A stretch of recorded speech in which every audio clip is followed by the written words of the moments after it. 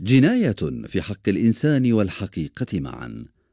حينما رأى أبو جعران أشخاصا يحملون كاميرات، اقترب منهم ليقول للعالم ما الذي يصنعه الحوثيون بالإنسان هنا. اجوا من صعده واحتلوا بلادنا واحتلوا شردوا بلادنا وشردوا اطفالنا. لا خلي الحافظه كلهم وين الحافظه؟ حتى واحد او المديريه ولا واحد من المديرين معهم ما تصاله.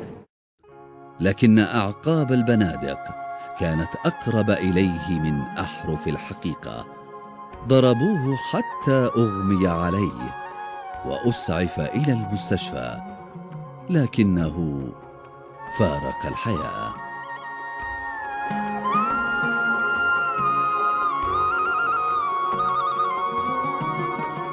ربما نسوا أن قتل أبو جعران هو أبلغ في الإثبات مما كان سيقوله.